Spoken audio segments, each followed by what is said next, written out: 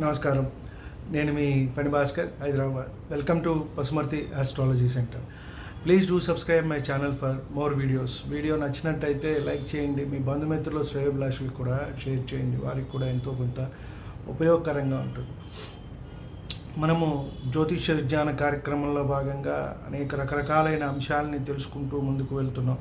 జ్యోతిష్యము, వైద్యపరమైన అనుసంధానం కూడా చేసుకుంటూ ఏ భావాల్లో, ఏ గ్రహాల్లో, ఏ రాసుల్లో, అలాగే ఏ భావాల్లో ఎటువంటి గ్రహాలు ఉన్నప్పుడు, అలాగే ఏ భావాలకు ఎటువంటి అనారోగ్యాలు మనకి కేటాయించబడ్డాయి, ఏ మహర్దశలు నడుస్తున్నప్పుడు అవి మనకి ఇబ్బంది పెడతాయి, ఇలాంటివన్నీ కూడా చూసుకుంటున్నాం.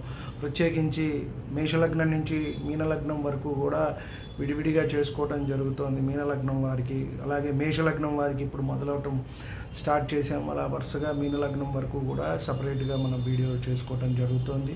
షార్ట్ వీడియోస్లో కూడా కొన్ని విషయాలు మనం చెప్తున్నాం. అలాగే ఏదైనా తీర్థయాత్రలకు వెళ్తున్నప్పుడు, పుణ్యక్షేత్రాలకు వెళ్తున్నప్పుడు కూడా అవి కూడా షార్ట్స్ రూపంలో ఇవ్వటం జరుగుతుంది. వీడియో నచ్చినట్టయితే లైక్ చేయండి. మీ బంధుమిత్రులు శ్రేయోభిలాషులకు కూడా షేర్ చేయండి. ఇంతవరకు ఛానల్ సబ్స్క్రైబ్ చేసుకున్నట్టయితే సబ్స్క్రైబ్ చేసుకోండి. ఈ వీడియోలో మనము సప్తమ భావంలో ఎటువంటి అనారోగ్యాలు మనకి రావచ్చు, సప్తమ భావం పరిశీలన చేసేటప్పుడు ఆ సప్తమాధిపతి వల్ల, సప్తమంలో ఉన్న గ్రహాల వల్ల, సప్తమ భావాన్ని బట్టి మనకి ఏమేమి అనారోగ్యాలు మనకి కలగవచ్చు అనే అంశాన్ని మనం తెలుసుకునే ప్రయత్నం చేద్దాం. ముఖ్యంగా ఈ స్థానంలో మనకి ఎవరెవరు అధిపతులు అంటే, న్యాచురల్గా సప్తమం అంటే తులారాశి అవుతుంది. అలాగే కాలపురుషాంగంలో ఇది 7వ రాశి. ఇక్కడ ప్రధాన కారకుడు వచ్చి గర్భకోశం, మూత్రపిండ వ్యాధులు అనేవి ఇక్కడ మనకి ఎక్కువగా వస్తుంటాయి. ఆడవారికి సమస్యలు వస్తూ ఉంటాయి. అంటే సరిగా నెలసరి రాకపోవటము, వారికి సంతానమైన సమస్యలు ఇవన్నీ వస్తూ ఉంటాయి. అలాగే మూత్రపిండాలు, కిడ్నీస్కి సంబంధించిన వ్యాధులు కూడా, డిసీజెస్ అనేవి ఇక్కడ వస్తూ ఉంటాయి. దీనికి ప్రధాన కారకుడు వచ్చి రవి. రోగకారకులు వచ్చేటప్పటికి గురువు, చంద్రుడు, శుక్రుడు దీనికి కారకత్వం వహిస్తారు.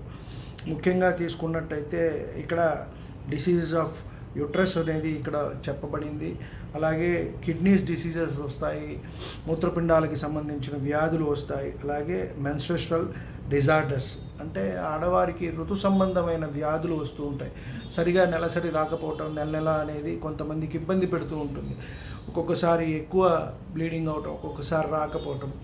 సో దీనివల్ల కూడా వీటికి ఏ గ్రహాలు కారకత్వం వహిస్తూ ఉంటాయి, వారికి ఆరోగ్యం సహకరించకపోవటానికి కూడా మనము చెప్పవచ్చు.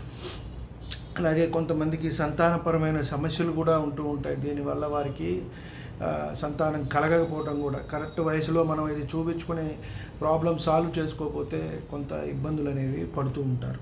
ముఖ్యంగా ఈ వీడియోలో మనం మూత్రపిండ వ్యాధుల గురించి, కిడ్నీస్ గురించి, డిసీజెస్ ఆఫ్ కిడ్నీస్ గురించి తెలుసుకునే ప్రయత్నం చేద్దాం. వచ్చే వీడియోస్లో యుట్రస్కి సంబంధించినవి, అలాగే మెన్స్ట్రువల్ డిజార్డర్స్, ఋతు సంబంధమైన వ్యాధులు, వాటి గురించి తెలుసుకునే ప్రయత్నం చేద్దాం. ఈ వీడియోలో ముఖ్యంగా మనకి అతి ముఖ్యమైనది మూత్రపిండాలు, కిడ్నీస్. ఇవి మన బాడీలో ఉన్న వేస్ట్ ఏదైతే ఉందో యూరిన్ ద్వారా మనకి బయటకి పంపించేయడానికి ఇది చాలా ఉపయోగపడుతుంది. మనం చిన్నప్పుడు చదువుకుంటూ ఉంటాం, 2 చిక్కుడు గింజల్లాగా ఉంటాయి అని చెప్పని కూడా మనకి చెప్తూ ఉంటారు పాటల్లో. కాబట్టి ఇవి చాలా ముఖ్యమైన ఇంపార్టెంట్ అయిన బాడీ పార్ట్స్. ఎందుకంటే మన బాడీలో ఉన్న వ్యర్థాన్ని బయటికి పంపించడానికి ఇది చాలా ముఖ్యమైనది. ఇది పాడైపోవటం వల్ల మన లైఫ్ టైం కూడా ఇబ్బంది పడుతుంది. కేఆర్టిన్ అని చెప్పి చెక్ చేస్తారు, అప్పుడప్పుడు చూసుకోవటం మంచిది. యూరిన్ ఎక్కువగా వెళ్ళే వాళ్ళకి దాంట్లో ఉండవలసినవన్నీ కూడా మనకి కరెక్ట్గా లేకపోతే చాలా ఇబ్బంది పడతారు. ముఖ్యంగా ఈ వ్యాధికి మనం సూచించవలసినవి ఏవేమిటి అంటే, సప్తమాన్ని మనము పరిశీలించాల్సి ఉంటుంది. అలాగే రోగస్థానము తుల కూడా, అంటే న్యాచురల్గా ఉండేది కూడా తులారాశిని కూడా చూడాలి. కారక గ్రహాలు గురువు, చంద్రుడిని మనం ఇక్కడ చూడాలి. అలాగే సూచకుడు వచ్చి శుక్రుడు. దీనిలో మళ్ళీ తీవ్రమైన నొప్పులు, ఇబ్బందులు ఇవన్నీ మనకి చూస్తే కనుక శని కారకుడు అవుతాడు. శని మహర్దశ నడుస్తున్నప్పుడు ఇటువంటి ఇబ్బందులు వారికి రావచ్చు అని మనము చెప్పవచ్చు. అలాగే ఈ స్థానాల్లో పాపగ్రహాలు చూసినా కూడా మనకి ఇబ్బంది పడే అవకాశం ఉంటుంది అని మనం చెప్పవచ్చు. అలాగే నైసర్గిక రోగస్థానం షష్టం, కన్యాస్థానాన్ని మనం కన్యారాశిని చూడాలి. అలాగే ఆ స్థానాధిపతి బుధుడు ఎక్కడ ఉన్నాడు, వీడికి ఈ పాపగ్రహాలతో సంబంధం ఏమన్నా వచ్చిందా అనేది మనము చూడాలి. ముఖ్యంగా మనము మూత్రపిండ రోగాలకి కారణమయ్యే గ్రహ యోగాల గురించి ఈ వీడియోలో తెలుసుకునే ప్రయత్నం చేద్దాం. కుజుడు 7లో ఉండి పాపగ్రహాలచే చూడబడుతుండగా చంద్రుడు జలరాశిలోను, చంద్రుడున్న రాశ్యాధిపతి జలరాశిలోనూ ఉన్న బుధునితే చూసినా కూడా ఇటువంటి ఇబ్బంది వచ్చే అవకాశం ఉంటుంది అని మనకి చెప్పబడింది. అలాగే శని 7లో ఉండి రాహుచే చూడబడగా, అంటే కేతువు శని కలిసి ఉంటే రాహు చూస్తారు సప్తమ దృష్టితో.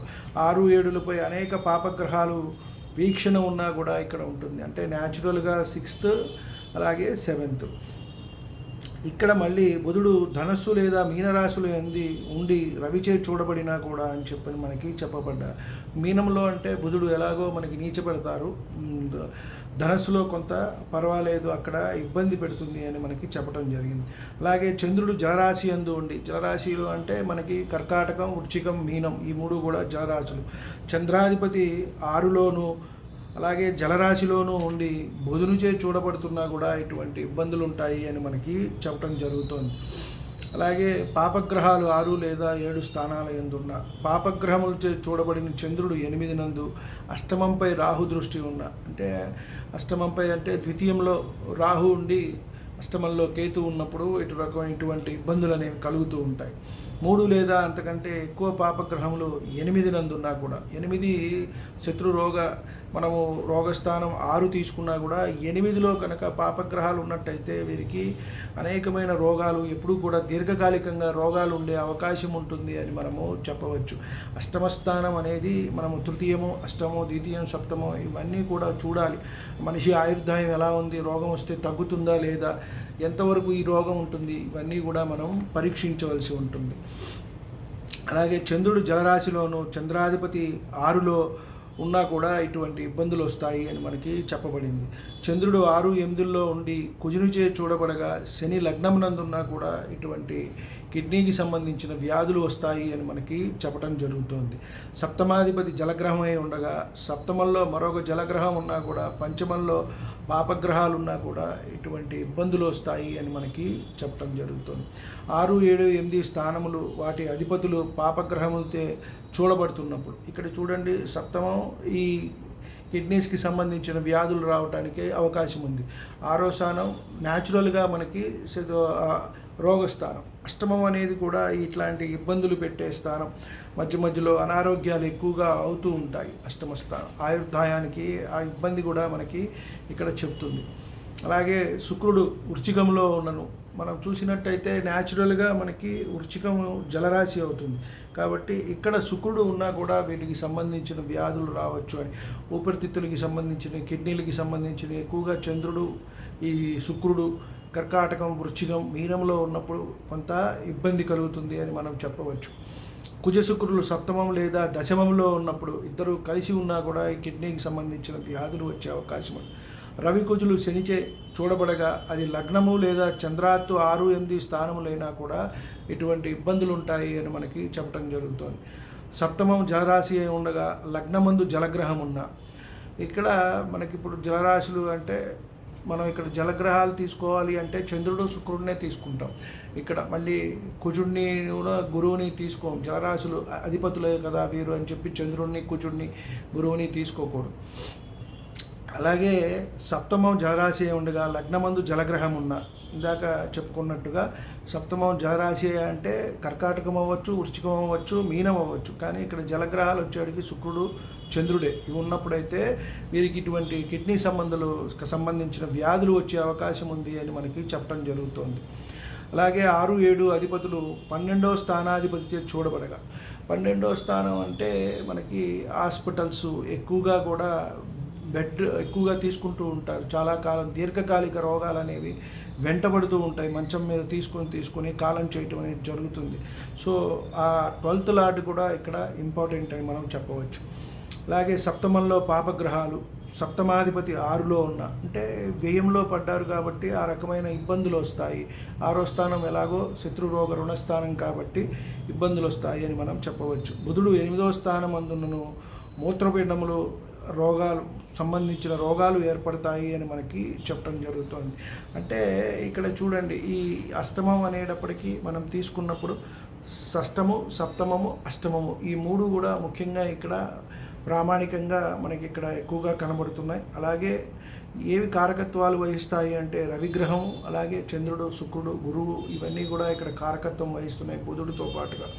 కాబట్టి ముఖ్యంగా ఈ ఫంక్షనింగ్ అంతా కూడా మనకి ఈ మన బాడీలో ఉన్న వేస్ట్ మెటీరియల్ అంతా కూడా బయటికి పంపించే ప్రక్రియలో ఎక్కువగా కిడ్నీస్ అనేవి దోహదపడతాయి. కాబట్టి ఎక్కువగా సరిపడ వాటర్ తీసుకోవటం, ఎక్కువగా అంటే మనం 5-6 లీటర్లు తీసేసుకున్నా అది బయటికి పంపించాలంటే ఇబ్బంది అవుతుంది.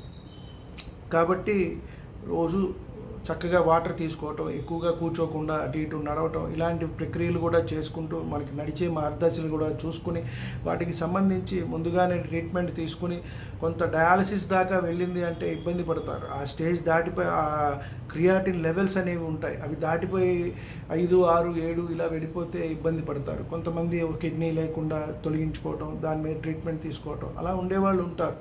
అంటే ముఖ్యంగా ఏదైనా సరే ఆయుర్దాయం అనేది చాలా ముఖ్యము. మనం అన్ని వీడియోస్లో చెప్పుకున్నట్టుగా దాన్ని చూసుకుంటూ రోగం ఎప్పుడు వచ్చింది, ఏ సమయంలో వచ్చింది, తగ్గుతుందా లేదా, ఇవన్నీ కూడా చూసుకుంటూ మెడికల్ పరంగా మనం ట్రీట్మెంట్ తీసుకుంటూ జ్యోతిష్యపరమైన సలహా సంప్రదింపులు తీసుకుని మనం ముందుకు వెళ్ళినట్టయితే కొంత రోగాల నుంచి మనము ఆ ఉధృతి నుంచి తగ్గించుకోగలం, బయటపడే వాళ్ళం అవుతాము అని మనం చెప్పవచ్చు. వీడియో నచ్చినట్టయితే లైక్ చేయండి, మీ బంధుమిత్రులు శ్రేయోభిలాషులకి కూడా షేర్ చేయండి, వారికి కూడా ఎంతో కొంత ఉపయోగకరంగా ఉంటుంది. ఇంతవరకు ఛానల్ సబ్స్క్రైబ్ చేసుకున్నట్టయితే సబ్స్క్రైబ్ చేసుకోండి. నా తదుపరి వీడియోలన్నీ కూడా అందుబాటులో ఉంటాయి. మనం జ్యోతిష్యపరమైన అంశాలన్నింటినీ తెలుసుకుంటున్నాం. త్వరలో వాస్తుపరమైన అంశాలు కూడా తెలుసుకునే ప్రయత్నం చేద్దాం. మేషం నుంచి మీనం వరకు లగ్నాల వారీగా వారిలో ఉన్న విషయాలన్నీ కూడా తెలుసుకునే ప్రయత్నం అనేది మనము చేస్తూ ఉన్నాం. నమస్కారం. సర్వే జనా సుఖినో భవంతు. శాంతి శాంతి శాంతి.